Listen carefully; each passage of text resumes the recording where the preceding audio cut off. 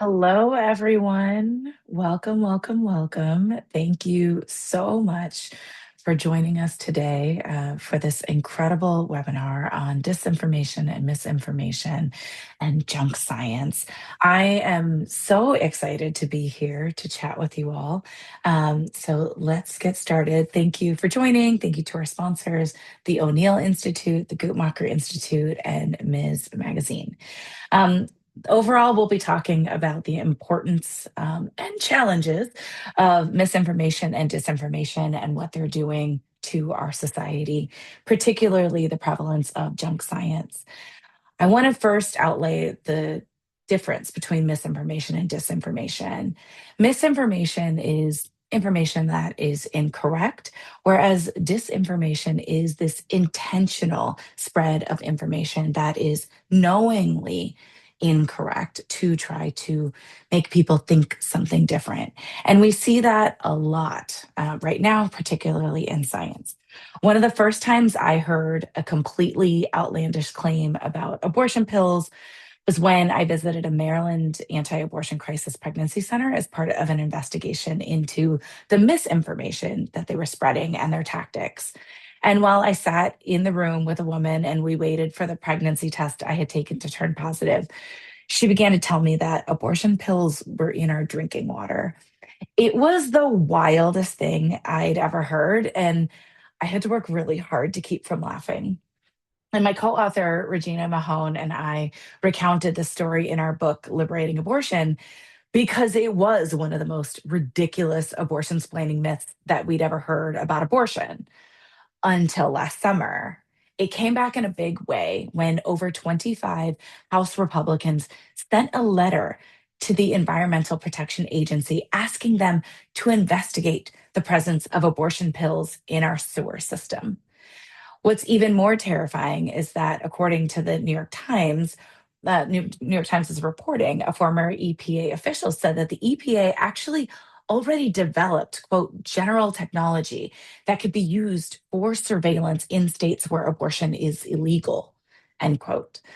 The surveillance technology could be used to isolate the source to, quote, a particular street or home where the pills were used, though such measures would be illegal and fraught and extremely costly. Um, I think this is actually a terrifying case of misinformation and stigmatization of abortion. And it's showing how disinformation and misinformation are being weaponized to, to grow surveillance. Excuse me. This is the connection that we're going to be talking about today with our brilliant panelists, who I have had the honor of knowing for many years and calling friends. I am really excited for you to learn from them as much as I have. So let's get into it. First, we have Professor Michelle Goodwin. She is the O'Neill Professor of Constitutional Law and Global Health, and also the faculty director of the O'Neill Institute for National and Global Health Law. She is the executive producer of Ms. Studios and the host of the popular podcast On the Issues with Michelle Goodwin. She is also the author of Policing the Womb, Invisible Women and the Criminalization of Motherhood. We also have Kelly Baden. Kelly leverages more than 20 years of reproductive rights advocacy as vice president for public policy at the Guttmacher Institute, which she joined in 2023. She directs the Institute's public policy team, developing and implementing new strategies, partnerships, and tactics that advance evidence based and sexual reproductive health policies. Kelly's work has taken her from state houses around the country to the Mexican parliament and many places in between. She has founded major projects and initiatives, including creating the country's only national cohort of US state legislators committed to reproductive freedom. She's a New Jersey girl at heart, but she lives here in Washington, D.C. So, welcome to you both. And thank you so much for having this conversation and talking to all of the audience about misinformation, disinformation, and junk science. So, first, I would love for each of you to open with a bit about what you see as the proliferation of misinformation and disinformation about reproductive health, and in particular, how it's spreading through our communities and harming all of us. Professor Goodwin, do you want to go first? Sure. Thank you so much, all of those who are joining us right now. Thank you, Renee, for moderating. Kelly, it's wonderful to be with you. And thank you to all of our teams that helped to bring this together at O'Neill and also at Guttmacher.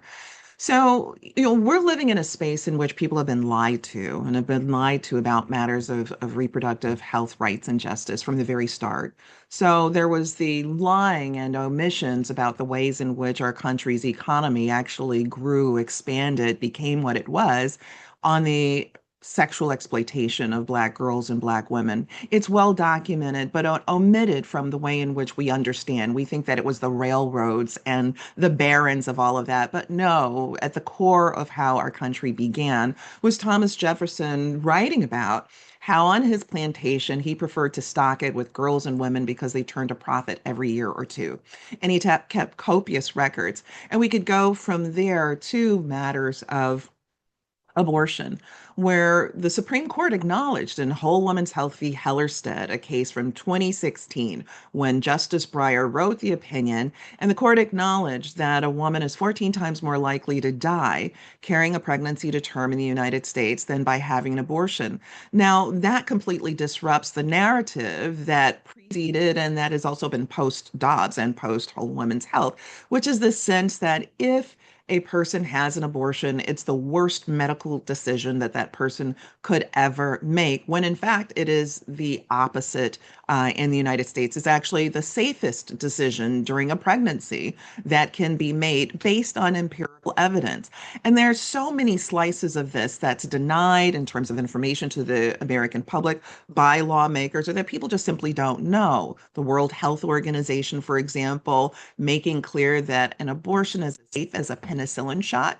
Well, that doesn't sound like the kinds of information being handed out at crisis pregnancy centers, right?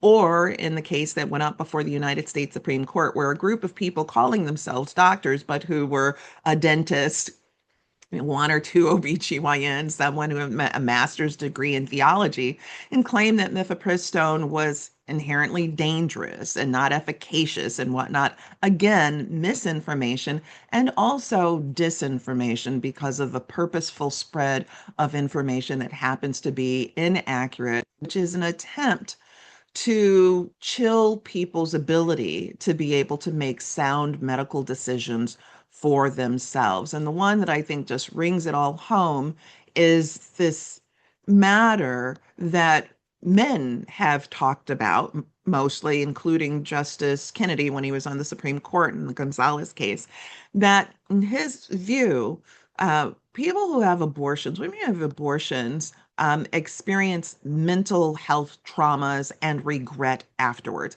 Empirically, we know that there's a spectrum of how people feel, but it's not exclusively that at all. And overwhelmingly, people feel some sense of relief and trust in their medical providers. So let me turn it over to Kelly to further lay the ground on this. Thank you so much. Thanks, Renee. Thanks, Professor Goodwin. Thank you to everyone for joining us. We could be here for hours talking about mis and disinformation, but we don't have that much time, unfortunately. But I think, of course, Professor Goodwin set us up well that the MDI, mis and disinformation, is certainly not a new phenomenon. It's certainly not localized to the US. It is global, and its threats feel like they are escalating lately, especially when it comes to sexual and reproductive health and rights, as Renee laid out. That is due to the speed of information and how we consume and share information. That is due to the growth of generative AI. It's certainly in part here in the US due to an administration that is unconcerned with the truth, right? In fact, I was reflecting as I prepared for this how just a couple of weeks ago, the White House used AI to alter a photograph of Nikema Levy Armstrong, who was arrested protesting ICE in Minnesota, and they changed her face to make it look like she was crying. And then tweeted that out from the White House account, right? And it wasn't until somebody called them on that they kind of copped up to it. And I think that's just one very small but unfortunate, unfortunately emblematic example of kind of the sea that we're swimming in when it comes to mis and disinformation, global bad actors exacerbating that. And I think something that's interesting is Obviously, we're in a highly polarized US political context, and so there's sort of a chicken and egg with mis and disinformation related to that. There's some research showing there is, political asymmetry in mis and disinformation. Something about the current American political and media system means that politically conservative people may be more likely to believe false information, especially related to health. And other studies show that misinformation, it's kind of cognitively easier for people to process and it's more emotional. And so when you take an issue like abortion, right, again, already highly polarized, already fairly emotional as a conversation, highly charged, you can see how this makes issues of sexual and reproductive health and rights kind of especially subject to mis and disinformation, especially within the kind of political agenda that we're dealing with. Renee, back to you. Thank you so much, Kelly. So I really love the overview that you both gave us. And this webinar is about disrupting the myths and disinformation, particularly within reproductive health and the threat of junk science. And I've heard so many government officials and anti abortion activists alike spread a lot of disinformation about abortion over the years, so much. But lately, they've been focused on mifepristone, the first pill in the two-pill medication abortion regimen. So, can you start with the facts? Kelly, can you talk to us about the safety of abortion and why they're attacking it with disinformation?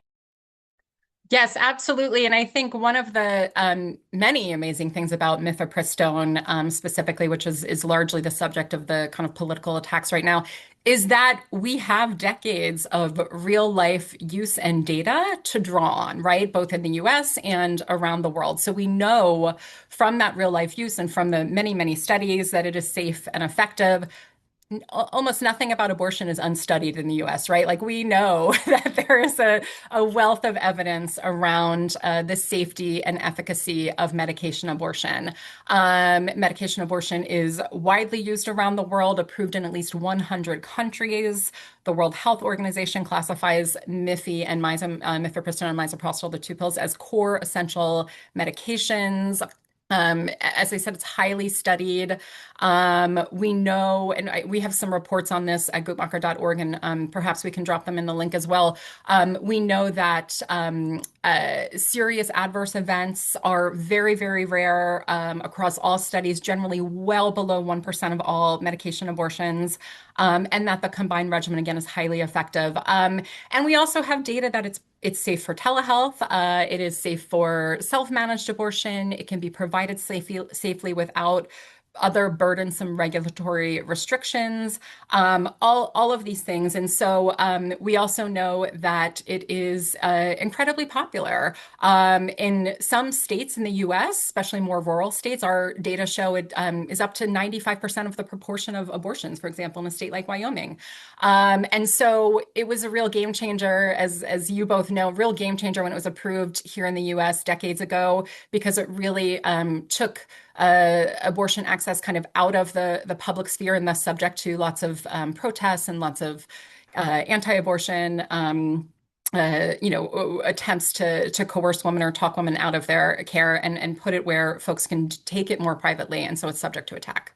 And I would like to add to that if I can, because even mifepristone coming into the market in the United States was something that was actually done by a push of various organizations, including the Feminist Majority Foundation, because it was for use, had been well studied in France, approved for use in 1988 in France, and was being denied to women in the United States. And so there was an effort to actually push to make sure that it would be available in the United States, and that was a significant achievement.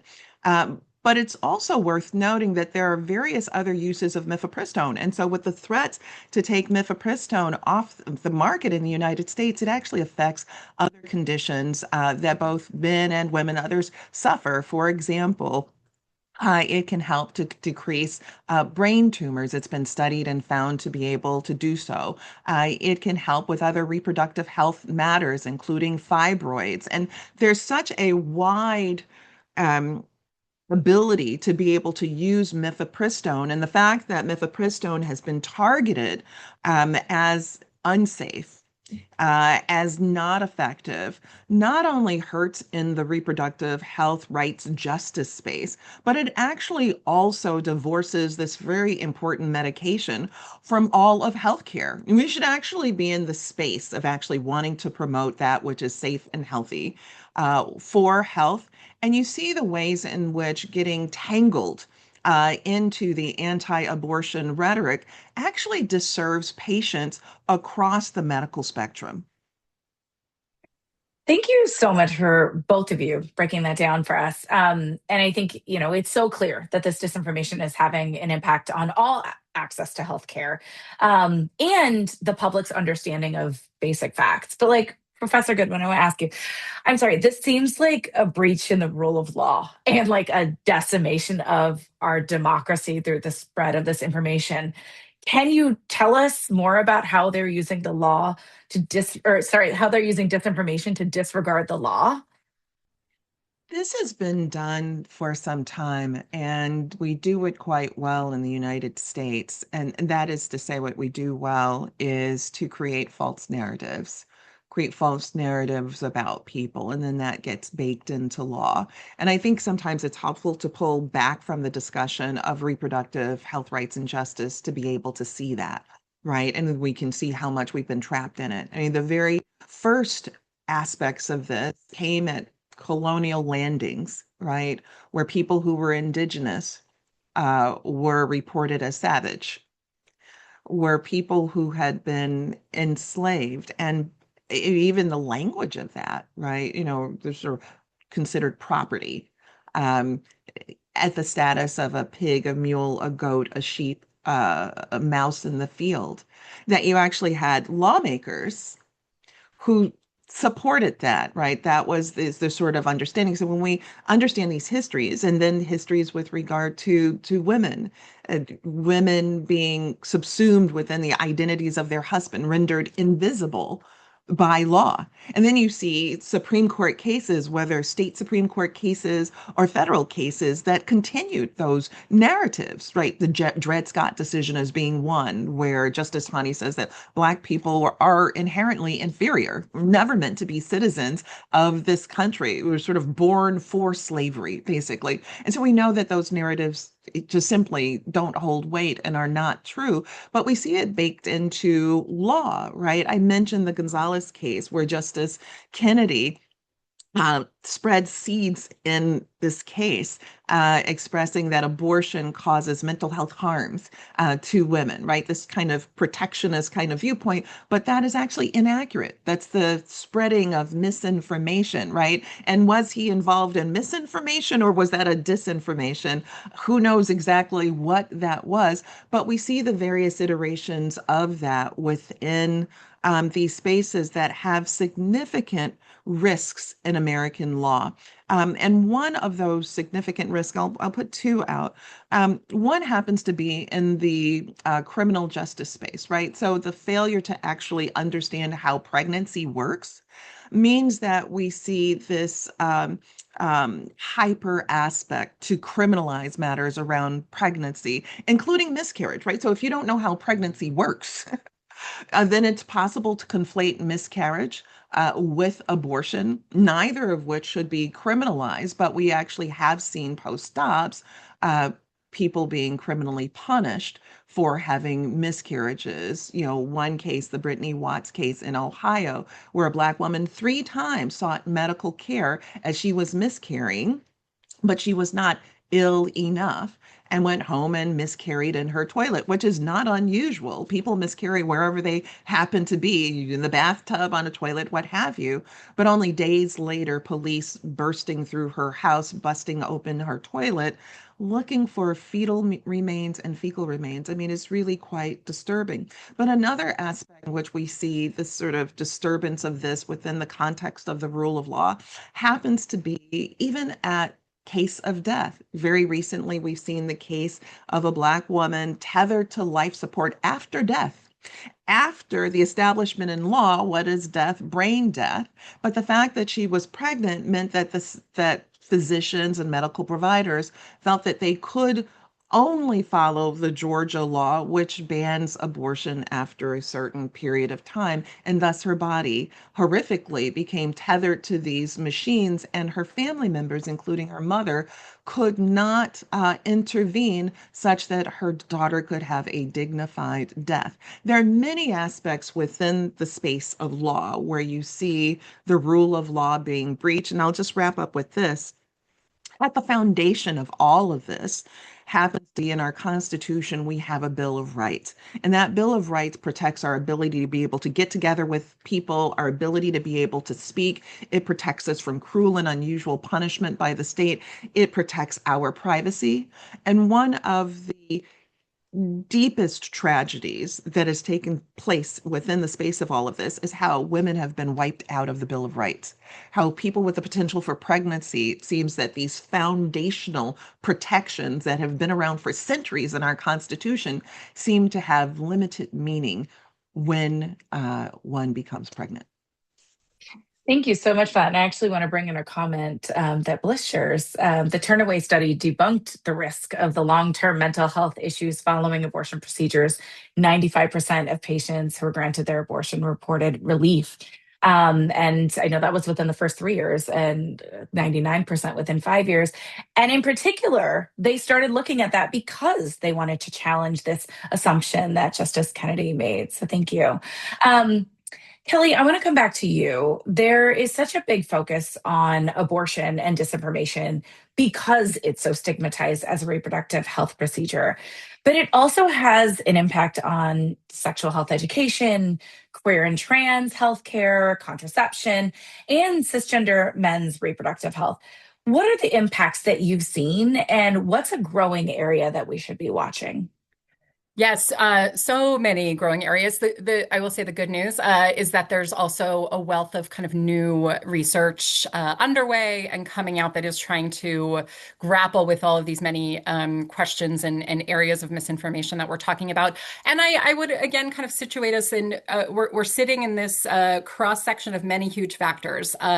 Rising pronatalism around the world, of course, social media, anti-birth control sentiment, trad wives and maha moms, right? These like kind of big political subcultures that really are quite popular in many places online and are really either pushing, harsh traditional gender roles in the case of trad wives or kind of an anti-health establishment point of view in the case of the maha moms, right? The Make America Healthy Again moms, who started as generally kind of anti-vaccine, but have really, I think, moved in many different directions. And again, they are all being capitalized on, taken advantage of, or part of broad political agendas. So you can imagine with all of those ingredients swirling around, mis and disinformation touches on so many topics. One study I was really intrigued by was looking at TikTok videos that talk about contraception using some of the top, I think, hashtags related to contraception. And someone did a study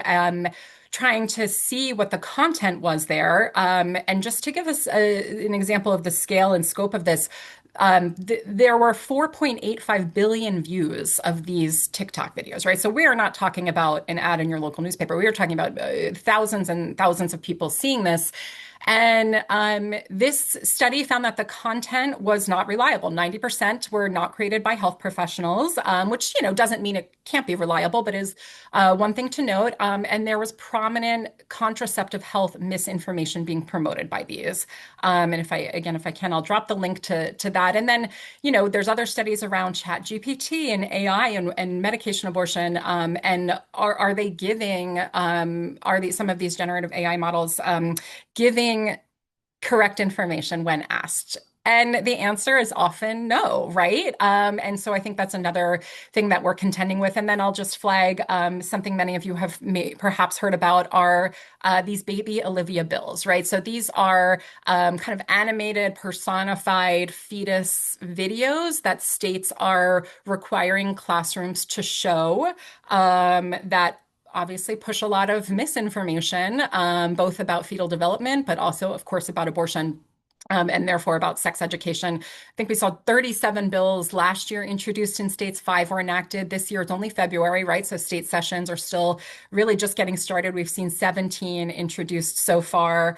And, this is kind of a change where we know that abstinence-only sex education in schools for decades has really been about omitting real information. And this is really an explicit attempt to put misleading information into the curriculum, right? So it is a bit of a pivot. So lots of, unfortunately, places where this is coming to light. So I'm so glad that you brought up technology, right? Given that our world is so connected through technology such as phones, social media, the internet, travel, and like US culture is exported at an extravagant rate, as are our politics through communication, and then policies look like the global gag rule, which doesn't allow foreign organizations to receive the US funds when they share medically accurate information about abortion, right? We just export anti-abortion information and also some of that disinformation. We also know throughout history and now that um, disinformation is sometimes intentionally spread as part of a religious fundamentalist missionary work or colonization or genocidal campaigns. And I'm wondering if each of you can talk about the impact that this disinformation that the US is putting out, the impact it has globally. Kelly, do you want to go first? Sure, thank you. Yes, it's a hugely important part of this story. We know that the U.S. exports many things, and misinformation, unfortunately, is one of them. Anti-abortion sentiment is one of them. Crisis pregnancy centers that you mentioned, Renee, are global in scope. One area I'd hone in on for this conversation, because it was, I think, a fairly big topic of conversation throughout last year, is this attempt by the Trump administration to burn, as part of their, kind of Doge dismantling of USAID and other, really important civil society factions, the burning of nearly $10 million worth of contraceptives that was intended for use in low and middle income countries around the world, in part because the Trump administration was claiming that these contraceptives are actually abortifacients. Now, to be clear, even if they were, should not be burned. But that is a lie that they were using to pursue a global political agenda that has intense ramifications on people. These are contraceptive products already bought and paid for by American taxpayers, and could have really been something that people need, right? These contraceptives alone, by our data, by Guttmacher data, could have provided pregnancy prevention to nearly 1.6 million women in low and middle income countries. Instead, they remain in a warehouse in Belgium, as far as we know. They're in limbo.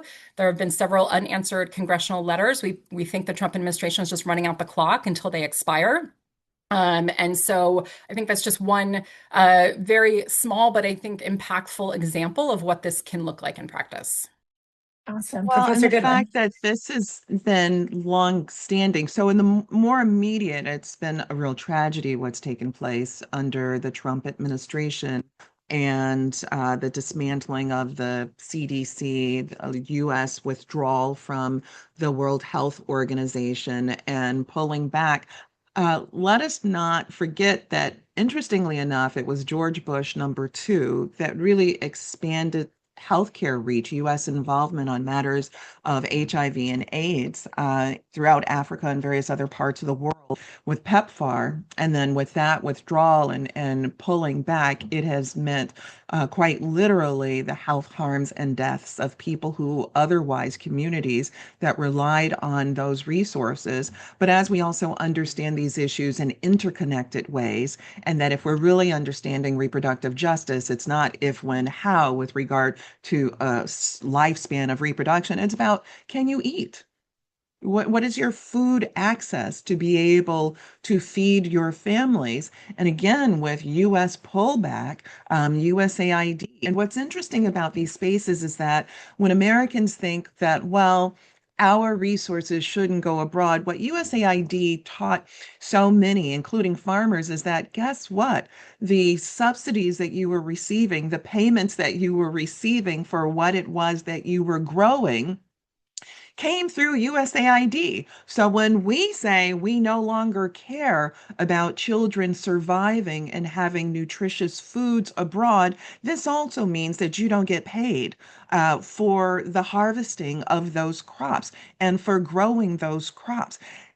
Suffering externally also can mean suffering internally, and we have to understand how we are stitched together environmentally through food and so much more. But these histories of mis and disinformation and the US wielding its economic power in order to either suppress, coerce, threaten also goes back to the Helms Amendment, right? And if we think about that as a perfect time for thinking in a more nuanced way about reproductive justice, that if we have, and at that time we did, Roe v. Wade being the law of the land, protecting the right to be able to terminate a pregnancy, but how cruel it would be then to think that the US being involved in making sure that women abroad in countries that use US aid would not have that same access, and then would be subjected to doing the kinds of things that we found to be horrific, which were the equivalents of back alley abortions, which is in fact what happened in so many of those countries. It's not that terminating pregnancies did not occur when Helms or the global gag rule was in effect. It just meant that it was dangerous. It just meant that lives were lost. And it's that we really have to pay very close attention to. So I'm glad that you raised the international question. Thank you. Yeah, I think that is what is so frustrating to me is this um, that this disinformation actually leads to people being harmed. It's not just a bit of miscommunication. It's actually designed to destroy people's lives and deny them access to healthcare. I just want to make a point. Joan asked, do you mean the Hyde Amendment, the Helms Amendment? No, there's actually both the Hyde Amendment and the Helms Amendment. The Helms Exactly. There are Amendment two, is the global Hyde and version. Helms, Helms International. Yes, yes, hide inside the United States, Helms externally. So we're going to open up the conversation to questions submitted in the chat for a few minutes. So please submit your questions. Thank you so much to everyone who already has. I'm going to sort through them in just a second. But first, we've covered a lot in this conversation. And while it can be really, really overwhelming, I always feel like I have the tools to spot and understand the motives of misinformation and disinformation when I encounter it in the real world after chatting with both of you. So I'd actually like to ask you both. First, I'll come to you, Professor Goodwin, and then to Kelly. Can you each share with us what are things that each of us can do to address the spread of misinformation and disinformation in reproductive health? Well, there are a couple of things, and one of the first is becoming better informed ourselves and being and discerning, being sharper minds and discerning information that is brought to us. But as one of the matters that I shared in the chat, it's really clear that people's point of views with regard to health happens to be influenced by political party. And there are researchers that are showing this. And what it shows as well is that very likely, overwhelmingly, the people who are on this call use good judgment and are discerning when it comes to questions of healthcare. And sadly, it means that there are millions of Americans who are not, whose political party influences the way in which they think about these matters. And the piece that I shared, one of the things that we note is that one could actually track the majority of cases involving deaths during COVID to whether there was a Republican governor and Republican legislature in a state. And that's just fact, and it's sad facts. But I think that what we can do is to disrupt the misinformation and disinformation when we hear it. And a very important point with this, and it makes it a bit more challenging, but we have to get up the courage to do it, is that oftentimes when misinformation and disinformation are traveling, they're not traveling in isolation and abstract. They're traveling with regard to usually something that is stereotypic and stigmatizing about race, something that is stereotyping with regard to sex or LGBTQ status, those kinds of things that actually make it more challenging for people to actually use their voices. But we have to recognize that mis and disinformation travels with bias and with stigma, and to work on both and speaking up. Yeah, absolutely. People are predisposed to wanting to believe misinformation often, and I think you laid that out really well. I would say two things come to mind. First, years ago I worked for a wonderful organization called Physicians for Reproductive Health. Many of you are familiar with them, and part of what I did was support small groups of physicians going to state houses to talk to legislators about pending legislation. And there was one in the, maybe 2007, 2008, and we were in a state house talking about an emergency contraception bill. And we entered an anti-abortion Republican member of the state legislature's office, and I had, I don't know, three or four physicians with me in their white coats. And we had a script. We were ready to talk about our approach and to really share our information. And he didn't care, but he said, "Listen." He stood up. He didn't have time for us, but he said, "Listen, you're a doctor." He looked at the doctors and said, "I trust you. I just need to know, is emergency contraception the same thing as abortion?" And they talked to him and we moved on. And I'm always reminded of that in part because he was, it's a reminder of what legislators need, right? Which is like the barest of bones of information. And secondly, it was a real reminder of how important the messenger is. And I do think, despite everything that's going on, and Professor Goodwin laid this out, with kind of the complications of the COVID era and how people feel about health institutions and professions, we do still know, polling still shows that healthcare professionals are still trusted messengers. And so I do think there's an opportunity there for us to continue using those messengers. And then the second, as an individual, there's something called the SIFT method. It was developed by a misinformation researcher named Mike Caulfield. SIFT. It's very simple. Stop, check in with yourself and your emotions. I is investigate the source. Know what you're reading before you read it. F, find better coverage. I love this. If it's real information, there's probably more than one news outlet reporting on it. So double check that. T, trace the claims, the quotes in the media to the original context. And I think that's just one, again, very small way that as an individual, you can kind of keep making sure that you are doing your due diligence when you consume information and not passing on something that might be false. Thank you. Okay, Kelly, I'm going to stay with you. Okay, I'm going to combine three questions. So, because I actually think they're sort of all related. These are from the audience. So, couple things. Someone would like you to define the term pronatalism. And then they would also are wondering if you can talk a bit about CPC's promoting abortion reversal. And what I think is the overlying of all of this, can you talk about the Charlotte Lozier Institute and its function in spreading mis and disinformation? Wow. That's many questions in one. Let me do my best. Thank you, Renee, for piecing them together. They are, of course, all connected. Pronatalism is really just this idea that women in particular we should be promoting more childbirth. People need to have more kids. The population rate is not growing in many countries, and many people think that is a problem. Of course, they especially think it is a problem in majority white countries, and they are often pretty clear about that. And so I think that element is important to lift up. We see that from Vice President J.D. Vance, many other leading conservative voices in the U.S. and around the world, and it is often about pushing an ideology around traditional gender roles more than it is about pushing actual policies that could help people have families with more economic support than they need. Professor Goodwin, did I bungle that definition? Would you add anything?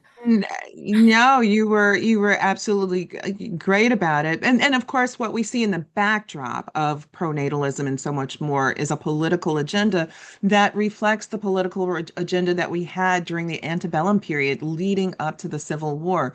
What is today may seem very fresh and new to people, but this is why it's really important that we understand our history. We're in a cycle of a playbook. The terminology that we hear today and what we see on the streets of Minnesota, this idea of replacement theory, it's not new, right? Abortion doesn't begin to be criminalized until around the time of the Civil War, where you have medical professionals teaming up with legislators, and they're actually writing about the urgency of white women spreading their loins, going north, south, east, and west. That's exactly what Kelly is talking about in pronatalism. It is this idea that somehow the browning of the United States will mean erasure of white people. And that sounds so blunt, reductive, and crude, but that's exactly what it was. And so we see what did take shape as being part of the now. And if I add just one thing, and I think that this is important for level setting too, let us remember that Roe v. Wade was a 7-2 decision. It was not a split decision. If you look at the political landscape now, you'd think that it was split and that the Supreme Court was fighting over this. No, it's 7-2. And Justice Blackmun wrote the opinion and the decision. Justice Blackmun was put on the court by Richard Nixon. So this really gives you a sense of just how far in the stratosphere that we are, that a Republican appointed member of the Supreme Court wrote the opinion in Roe v. Wade. And when talking about matters of reproductive health and justice, even Nixon said that's basic health care, basic public health care. Thank you so much. Yes. And I think, Renee, to your other questions, crisis pregnancy centers or anti-abortion centers, whatever you want to call them, CPCs sometimes for short, and abortion reversal. So abortion reversal is this claim that a person who starts a medication abortion regimen, but then changes their mind, can reverse the start of that medication abortion by taking a different set of medications. And I think part of the reason this is such an important strategy of the anti-abortion movement is because it plays into this other misinformation that we've already talked about, this idea that people who get abortions are they're coerced. They're not doing this of their own accord. If they really understood the truth of what was happening, they would not choose this option. And so it really, I think, it attempts to and has over the years attempted to really just kind of continue planting that seed of doubt that people who become pregnant do not have the capacity to make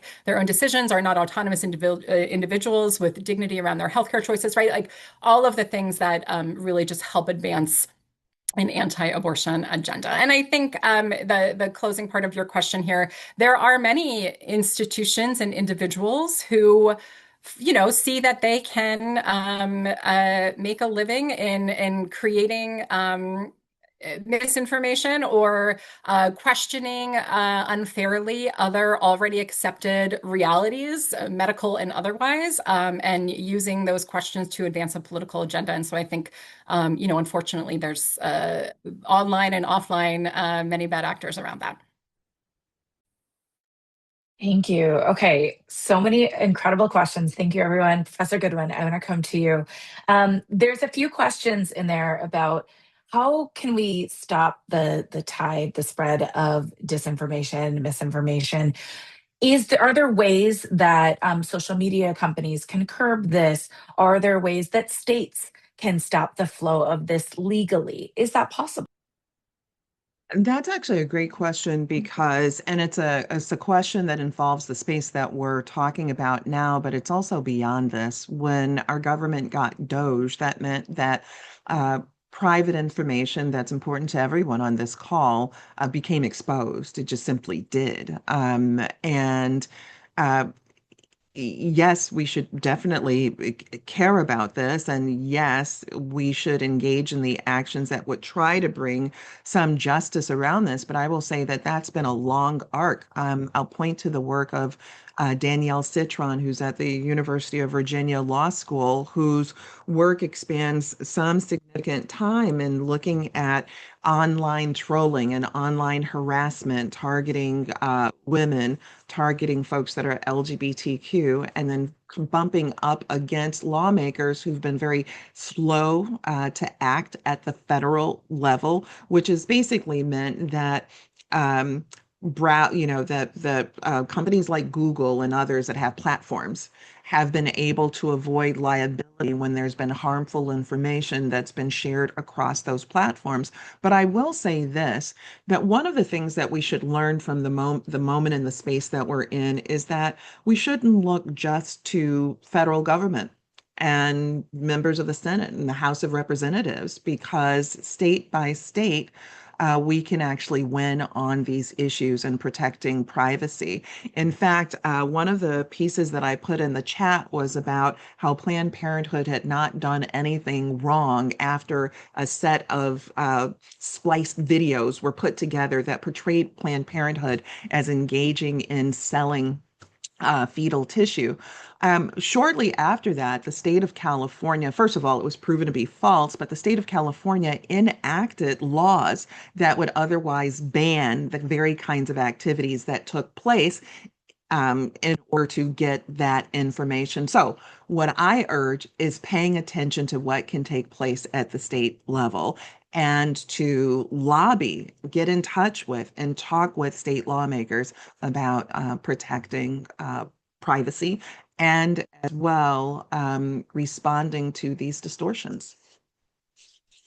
Thank you. So, okay, there's a lot of questions of different flavors of what do we do when we're encountered with this disinformation, particularly when it's being used to undermine our expertise or authority, or because people already have stigmatizing views of abortions. What is your best advice? Professor Goodwin, do you want to go first? Well, look, here's one of the things I think it's important for us to understand that what I think that we should all be in, sort of keep in mind is the day when we land on a third Reconstruction. And I start with that because that first Reconstruction was in the 1860s, the second one in the 1960s, the first one with the actual Reconstruction of the Constitution, the second one with legislation, the Civil Rights Act of 1964, the Voting Rights Act of 65, Medicare and Medicaid also being part of that trifecta with Johnson. I start with this and saying, and now that third Reconstruction, and does that mean the 2060s? I say that because there's an arc. And for some communities within the United States, they've had to suffer through folks getting it wrong about them for a very long time. Now, we want this to get right, but I think there's also something for us to think about in terms of how we measure and how we think about that clock. I want it as urgently justice for all, urgently and now. I want misinformation and disinformation to stop, and I would like that to be now. But I think that we also have to keep in mind that this takes real effort. And part of this effort as well has to be, well, what are the narratives that we use to replace it? And I think that in the spaces that care about social justice, reproductive justice, and whatnot, we're very slow, very lax. We hold up the Constitution as our narrative, and it's a great document, but it's very thin, and we lose on that. I think that one of the important things that we've not talked about is how do we shape narrative? I think the two most critical things that we can do going forward is investing in thought leadership and investing in narrative. When Donald Trump takes the stage and he says that Haitians are eating cats and dogs, and then it takes up all of the news cycle, they're eating, of course, it's not true, right? But it turns out it carries. And what are we carrying in terms of messages that resonate with people and that teach them and that inform them? I think we need to pay attention to that. I want to actually add on to that for just a second because I think the reason a message like that carries is because of the anti-Blackness that is embedded in it. Can you expand a little bit about how misogynoir and anti-Blackness really fuels this spread Oh, of yeah, well, it disinformation fuels even all of more? this, right? I mean, so we're in the space that we are in, not just as a matter of racism, which is part of that, but it's also a matter of internal failures on the RJ side or the reproductive rights side. But, between 2010 and 2013, there were more anti-contraception, anti-abortion laws that were proposed and enacted than in the 30 years prior. Now, why do I mention that? Barack Obama was in office. He had just gotten the Affordable Care over the line, and he became the pariah to Americans who stood outside with effigies of him with big bulging eyes, with big lips. You have Barack Obama and Michelle Obama on the cover of the New Yorker magazine. He in flip-flops and a turban, she's holding an Uzi and an afro, right?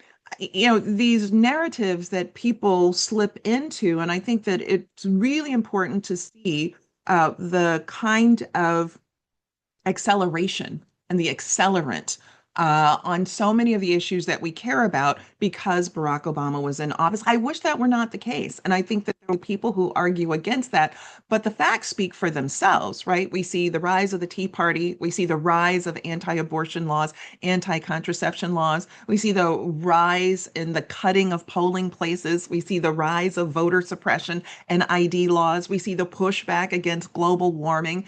If we don't get this right, if we don't recognize the ways in which race is so deeply entangled in the slipping away, the constraining of our constitutional rights and constitutional selves, then we've missed the mark altogether. For people who'd like to see this as just colorblind, it's never been colorblind. Dobbs itself, and I'll close on this, Dobbs came out of the state of Mississippi. Mississippi was one of the states that you never wanted to be sold to if you were Black. It's the state of the Mississippi appendectomy, which was no appendectomy at all, right? It's the state of lynchings. It's the state of all so many different horrors. And it is the state, to put this in context, in 1865, the United States ratifies the 13th Amendment, which abolishes slavery and involuntary servitude. In 2013, Mississippi finally gets around to it, and it's Mississippi that prevails before our Supreme Court. How are we missing these questions on race and think that we can look at everything else and not look at that? Thank you for saying that, because I feel like that is a tiny piece of misinformation in that we don't talk about that. And so we're spreading a narrative around, why all of this is happening and not telling the full story and how anti-Blackness is a big piece of it. Um, Thank you so much. Before we close, there are so many amazing questions in the chat, so I'm really sorry that we couldn't get to all of them. Folks raised a lot of really interesting research that's coming up and policies, so definitely connect offline. But before we close, I'd like to come back to each of you with one last question. If you could invest in one solution to stop the spread of disinformation, what would it be? Professor Goodwin, do you want to go first? Oh my goodness. Again, I think that part of this is what we do locally. Brian Stevenson, who's a great lawyer and who his work through for equal justice has been tremendous. And one of the things that he talks about is the importance of proximity, because sometimes we think that the solutions are big and beyond us, that we have to go someplace far, that we have to do so much. But if we work in proximity on these questions, I think it goes a long way. And sometimes those are those kitchen table conversations, those Thanksgiving conversations, those times when we are, with our colleagues at work and breaking bread and we hear things that just don't seem right. I think that we actually start there. It's not necessary that everybody's writing an op-ed. It's not necessary that everybody's necessarily writing to their members of Congress. So I think that that's important and their members of legislature. But I do think it's really important that we set the record straight amongst the people that we love and that we're in kinship with. I think that's critically important. Thank you. Kelly. Yes, thank you. I absolutely agree with that. And I think that's, where if you can break it down into, and of course, I'm not going to pick one thing, Renee. Oh my gosh, I wish I could. But if you break it down into the individual actions and then the institutional and then the kind of structural, I mean, we talked about many of the individual ones. And I saw a question in the Q&A too that was asking, essentially is like, do progressives also do this, or do pro sexual and reproductive health and rights people also fall victim to misinformation? Yes, we've probably all seen loved ones, respected colleagues share something, on Facebook years ago or on Twitter, X now, whatever, that you kind of go, oh, I agree with the sentiment, but I'm not totally sure the facts in there are correct, right? That is really a small example of this. And so, while I noted the political asymmetry earlier, that really does kind of make this especially impactful for anti-repro health and rights folks doing that. It is unfortunately everybody. So there's the individual, the media literacy, the SIFT acronym I mentioned earlier. There's the institutional. This is obviously something Guttmacher is doing.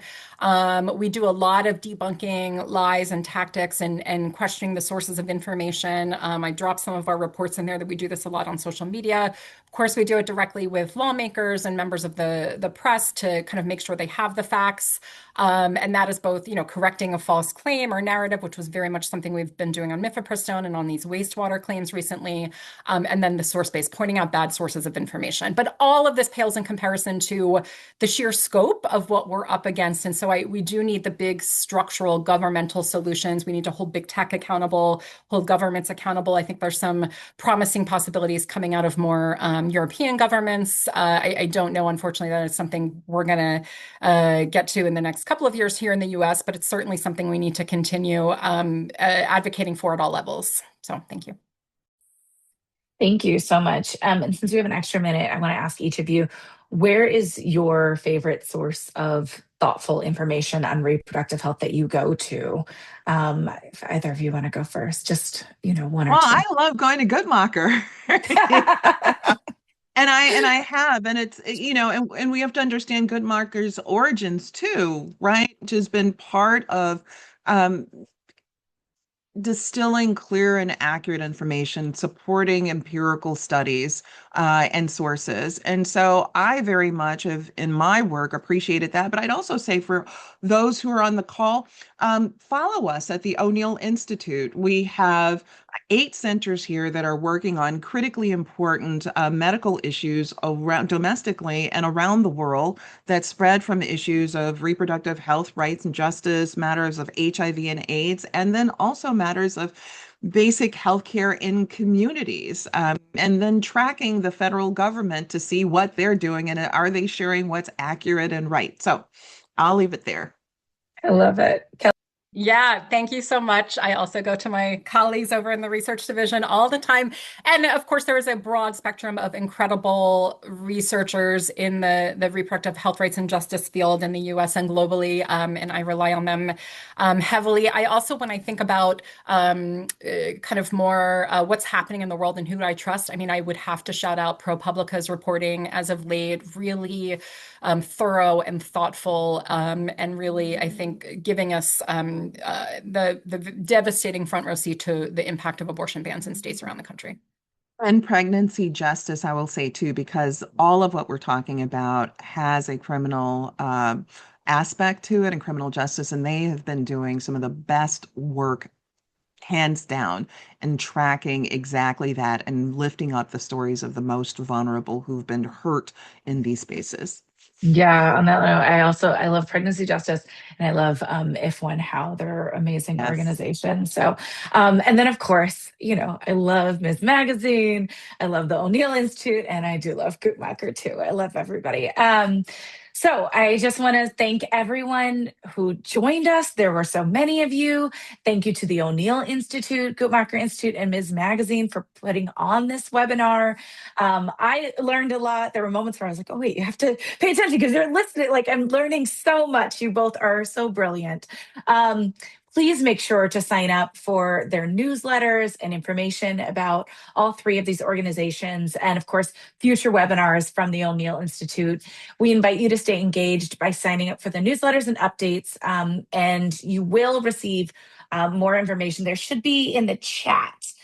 There should be a link to sign up. And if today's discussion inspired you, you can also make a donation in support of their work. We really hope that you will, because this work needs to continue to exist. Your engagement and support makes conversations like this possible. So thank you all so much. Thank you to you, Professor Goodwin. Thank you, Kelly, from the bottom of my heart. You both are incredible. And I hope everyone out there go out and crush some disinformation. Thanks.